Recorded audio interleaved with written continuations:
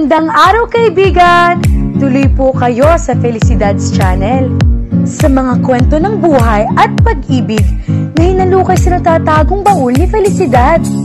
Pero bago po tayo magpatuloy, huwag niyo pong kalilimutan na i-like ang video, i-subscribe ang channel, at i-click ang notification bell para lagi kayong updated sa mga parating pa na upload.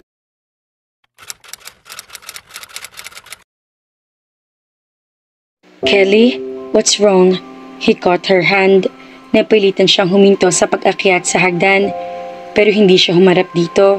Alam niya na masasaktan lang siya ng sobra kapag tinignan niya ang mukha nito. Nagpunta ako kanina sa apartment mo pero wala ka na. Nag-text ako sa iyo pero hindi ka nag-reply. Nag-alala ako sa iyo. I thought something bad had happened. Napanatag lang ako na pumunta ako sa agency niyo at nasilip kita sa loob. I texted you again before lunch. Hinihintay kita sa opisina ko pero hindi ka dumating. Tumawag ako sa agency at nalaman ko sa boss mo na bumaba ka na. You're obviously avoiding me. Why? There was desperation in his voice. Huminga siya ng malalim. Huwag mo na akong sundin sa apartment. Huwag na tayong kumain ng sabay tuwing lunch. Huwag mo na akong i-text o tawagan. Wala ito naging sagot sa mga sinabi niya. Pero naramdaman niya na lumamig ang kamay nito. Sorry, akala ko makakalimutan ko si Matt sa pamamagitan mo, pero nagkamali ako. She'd rather lie than let him know that she had been hurt by him. She knew he meant well. Like what he had said, he couldn't stand what she went through.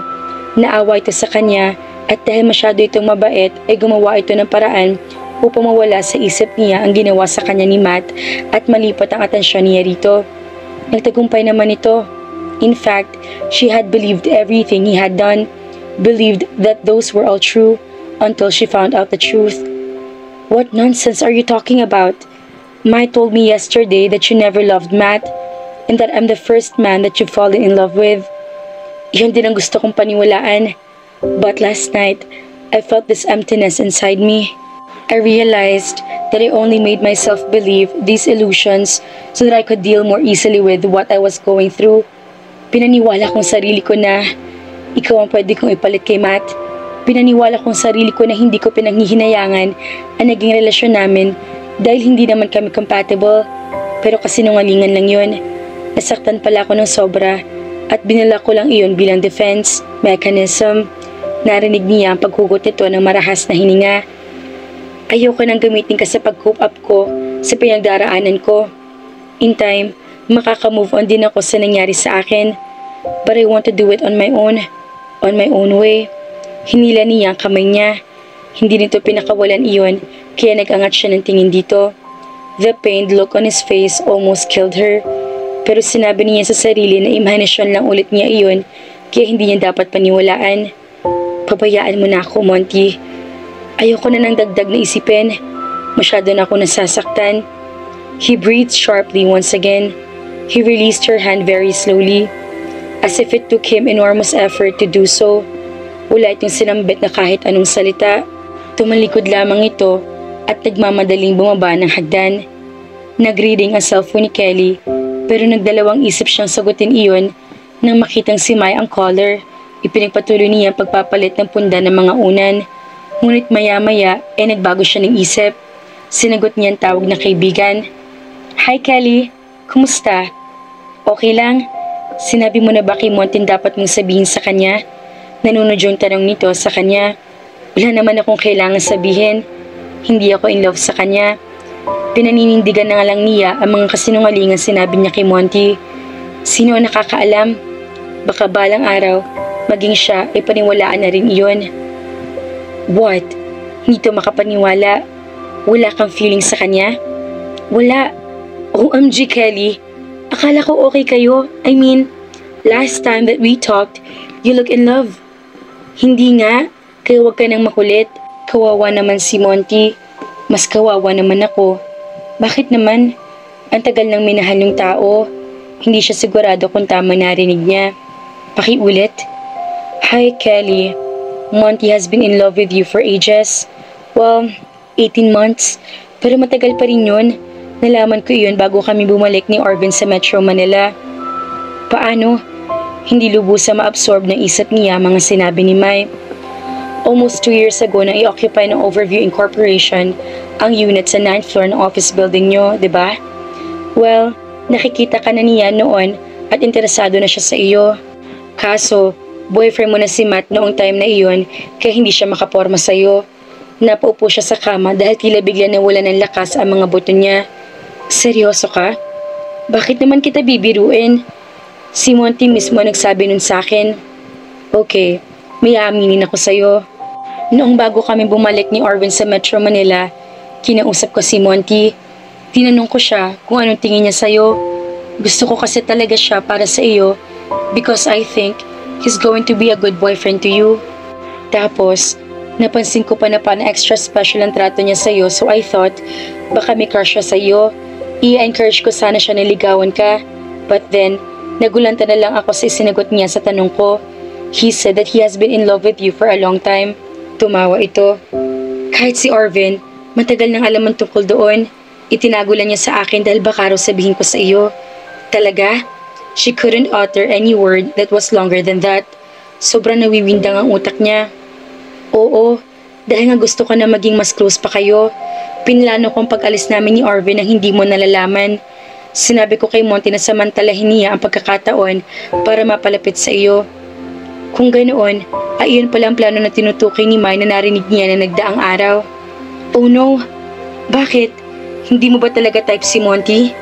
Parang nais niyang maiyak dahil sa kaestupidahang nagawa niya. I just made the biggest mistake of my life, Mai. Sa halip na sa agency ay sa opisina ng Overview una nagpunta si Kelly ng araw na iyon. Kailangan niyang maitama ang pagkakamali niya. She had to get back the most beautiful thing that she once had but she had stupidly thrown away. Wala pa si Monty ayon sa napagtanungan niya empleyado, kaya hinghintay siya. Kalahating oras na niya itong inaabangan pero hindi pa rin ito dumarating. Nilapitan siya ng empleyado ang kausap niya kanina. Bumalik ka na lang, miss. Nagpadala ng message si Mr. Alegria sa assistant niya. Hindi rin siya papasok ngayon. Bakit? Hindi rin namin alam. Ngayon lang umabsent si Sir. Para siya nang hina. She had a feeling that she was the reason why Monty didn't go to work that day. Sa halip na mag-give up ay hinanap niyang assistant nitong si Ethel. Ethel, pwede mo bang ibigay sa akin ang address ng boss mo? Tinignan siya nito na para nababaliw na siya. I can't. Mawawalan ako ng trabaho. Please? Mukhang hindi ito madadaan sa pakiusap kaya nag-isip siya ng ibang paraan para ibigay nito ang hinihingi niya. Girlfriend niya ako. Totoo. Nagkaroon na kami ng misunderstanding kahapon. Nasaktan ko siya ng hindi sinasadya. Hayaan mo na akong puntahan siya para magkausap kami. Kapag hindi kami nagkaayos, baka tuluyan siya madepress at hindi siya pumasok sa trabaho ng matagal. Magkakaproblema rito sa opisina niyo. Kinagat nito ang ibabang labi. Kumuha ito ng scratch paper at ballpen. Dapat, may magandang idulot ng pag-break ko sa office rule. Thank you. Promise, bukas papasok ng boss niyo. Katulad ng rest house ni Arvin sa Tagaytay, parang isang painting din ang bahay ni Monty sa Mandaluyong. It was breathtakingly beautiful. Napabakuran iyon ng mahabang white fence na gawa sa grills. Hindi kalakihan ang bahay mismo, ngunit ang landscape sa paligid ay malawak. Natataniman iyon ng maraming ornamental plants. The plants were in full bloom because it was summer. Ang gandang pagmasdan ng mga bulaklak na iyon na iba-ibang kulay. Binuksan ni Kelly ang gate. Bago siya pumunta roon, ay kinakabahan siya. Ngunit ngayon ay katakatakang kalmado siya. Maybe because the place was welcoming. Naglakad siya patungo sa porch steps. Nakabukas ang pinto. Pumasok siya. Where is he? Hinayo niya ng tingin ang loob ng bahay. Nakita niya si Monty na nakatayo sa tapat ng bintana. Tanaw mula roon ang front landscape at ang gate. Nagsalubong ang mga kilay niya habang iniisip kung kanina pa ito roon. Nakita ba nito ang pagdating niya? Hi, pukaw niya dito. Hiningi kong address mo kay Ethel, pero huwag kang magalit sa kanya. Akong pumilit sa kanya. Gusto sana kitang makausap. Would you like something to drink? Tanong nito, bagaman pa rin ito gumagalaw sa kinatatayuan nito. Hindi, okay lang ako. Pinag-aralan niya ito. He was wearing a white button-down shirt and white pants. Mukhang pantulog nito ang mga iyon. Ang sarap nitong pagmasdan. He looked surreal. Hindi ka pumasok sa trabaho. Masama bang pakiramdam mo? Yes, Ngumiwi siya. Alam na nga ni nasaktan niya ito. Nang tanong-tanong pa siya ng ganoon. So, what is it that you want to say? Lumapit siya dito. Huminga siya ng malalim. Kapag kuwan, ay napansin niya na maputla ito. Automatic kung kinapa niya ang liig at noon nito. Nagulat siya dahil mainit ito. May sakit ka talaga? I told you, I don't feel good. Nakagat niya ang ibabang labi. Paano kung hindi ito umabsan sa trabaho dahil sa nangyari na nagdaang araw? Paano kung nagkataon lang na nagkasakit ito? Magpahinga ka na lang. Tutuloy na ako. Nakangiwing wika niya. Sa wakas ay kumilos na ito. Pinigilan siya nito sa braso na akmang tatalikod siya. Tell me first why you came here. Hindi naman iyon mahalaga. Sa ibang pagkakataon na lang. Hindi pa rin ito pinapakawala ng braso niya. He just continued to stare at her. Okay, tell me about it next time. But why don't you stay for a while and take care of me? Inalagaan kita na nagkasakit ka. Won't you return the favor? Gusto mong alagaan kita? Yes, maybe if you'll do that, I'd feel better. Anong gusto mong gawin ko? Gusto mo bang igawa kita ng chicken soup? I won't feel better if you'll just feed me. Why don't you try this? Humakbang ito palapit sa kanya at inilagay ang mga braso niya sa baywang nito. Hold me. Hindi siya nakakilos. Nang yakapin siya nito at ilagay ang ulo niya sa balikat nito, pakiramdam niya ay huminto ang oras. Then maybe, you can tell me that you love me. Because only your love can help me feel better. Humigpit ang yakap nito sa kanya. I love you. Mahal din naman kita. Wika ng isip niya pero hindi siya makapagsalita. Para kasing sasabog ang dibdib niya. I've dreamt of holding you like this, but you've always belonged to him. Kakalimutan ko na lang sana ito, pero hindi ko alam kung bakit hindi ko magawa. Sinubukan ko magpakalunod sa trabaho pero nakakapasok ka pa rin sa isip ko, and it frustrates me every time. I didn't know how come he can be with you, and I can't, when I was so sure that I can love you better than he ever could. Na maghiwalay kayo, inakala ko na may pagkakataon na ako, pero sa buhay mo lang pala siya nawala, hindi sa puso mo. Hindi iyon totoo, wika niya. Humiwalay siya dito para makapagpaliwanag siya ng maayos. Monty, iyong mga sinabi ko sa iyo kahapon, kasi nungalingan lang ang mga iyon. Kumunot ang noon nito. Alam mo naman na sa simula pa lang, naging mahirap na para sa akin na paniwalaan na ang mga pinapakita mo sa akin na pagmamahal. Hindi ko kasi lubos maisip na mamahalin mo ko. Why do you find it so hard to believe? Ewan ko, maybe because I like you so much. Sanay ako na pinaghihirapan muna mga bagay na gusto-gusto kong makuha. But there you are. You just loved me freely. Bago yun sa akin, kaya hindi ko makuha magtiwala ng lubos na totoo nangyayari nga iyon. Kaya na marinig ko kayo ni Mai na nag-uusap, lumaki ang pagdududa sa isip ko. Kami ni Mai, pumunta ko sa office ng overview kahapon. Narinig ko isang part ng pag-uusap niyo ni Mai. At well, na-misunderstood ko iyon. Akala ko, wala ang nararamdaman mo sa akin. Kelly, alam ko, tatanga-tanga ko, sorry. Huwag ka na magduda, okay? Matagal na kitang mahal. Sinabi nga sa akin ni Mai. She smiled. Pagkatapos ay yumuko siya.